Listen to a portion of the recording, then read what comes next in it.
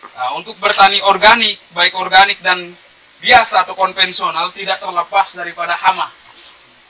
Ya. Ada yang bilang, Pak, organik nggak ada hama. Nggak mungkin. Karena setiap tanaman pasti ada pengganggunya. Nah, untuk itu di organik kita tidak menganjurkan bagaimana pestisida sintetis, tapi kita menggunakan pestisida nabati. Ini pun kami tidak terlalu ekspos ke petani, Pak. Karena petani kita sudah punya senjata, bawaannya pengen perang. Sudah punya pestisida, nggak ada hama, disemprot. Dan banyak beredar pestisida sintetis di kita, yang kata petani nggak efektif. Sebenarnya petani kita yang kurang konsisten. Banyak nggak yang penting bagi penjual itu, ini Pak bagus buat hama, bagus buat hama. Tidak dikasih tahu ke petani kapan waktu efektif untuk nyemprot. Petani kita gendong hand sprayernya jam 9 ke sawah, nyemprot racun. Lagi nggak ada hama disemprot. Sehingga petani bilang, Pak nggak ada yang mati. Gimana mau ada yang mati? Karena hama lagi pergi. Efektif nyemprot itu di bawah jam 7. Petani kita belum bangun. Pagi-pagi, Bu, ketika hama masih ada di situ, masih belum terbang, lagi makan atau lagi sarapan, atau nanti setelah jam 3, jam 4, jam 5 sore. Itu baru efektif, karena sifat pestisida itu kan harus kontak. Nah, petani kita jam 9 keluar ke sawah nyemprot, lagi nggak ada hama. Percuma. Sehingga orang luar negeri mengeluarkan perkat. Dia bilang, petani bilang, ini Pak nggak efektif. Sebenarnya bukan nggak efektif racun itu, tepat waktunya yang tidak efektif. Mengeluarkan perkat, pestisida dicampur dengan perkat. Supaya kena hujan pun tahan lama racun itu nempel. Jadi kita makan. Nah, jadi pestisida itu ada sintetis, ada nabati, ada yang hayati. Yang hayati itu biasanya dari hewan, jadi pemeliharaan agen hayati.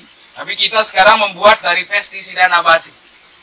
Jadi untuk nabati ini juga sebagai alternatif terakhir bagi petani. Kalau ada hama, semprot.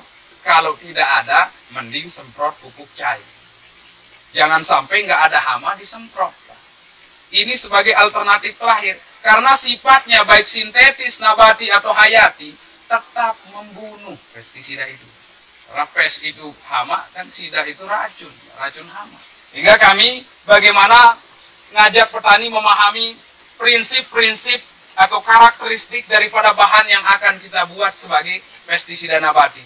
Caranya sama dengan membuat mol, cuman bedanya ini tidak dikasih gula dan tidak menggunakan air cucian beras. Ini menggunakan air biasa tok, nggak ada yang lain. Dan ini kalau mol tadi 10 sampai 15 hari fermentasinya, kalau ini 2 jam sampai 24 jam paling maksimal. Maksimal 24 jam. Lewat dari 24 jam, ini sudah tidak ada toksiknya. Disemprot ke hama, joget-joget dia, Pak. Malah tanamannya tambah bagus. Itu nanti lengkuasnya plus daunnya tuh? Semuanya, Pak. Nah, baik, sekarang kita bahas. Jadi untuk bikin pestisida nabati ada 3 kunci yang perlu diingat, Pak. Jadi hama itu sama seperti kita, punya indera juga, punya rasa juga.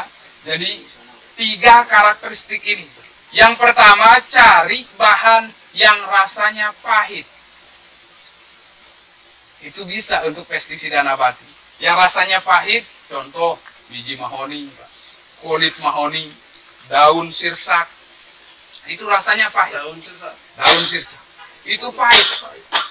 Pahit apa lagi? Oh, baik, yang rasanya pahit, Pak. Ini bisa mengatasi sama salah satu contoh belalang. Jadi belalang itu merugikan tanaman itu umur baru tanam 0 hari sampai 30 hari. Lewat dari 30 hari padi aman walaupun dimakan belalang. Dan belum pernah kejadian daun padi habis sama belalang. Nah, kemudian sekarang tadi rasanya pahit, kemudian yang rasanya panas.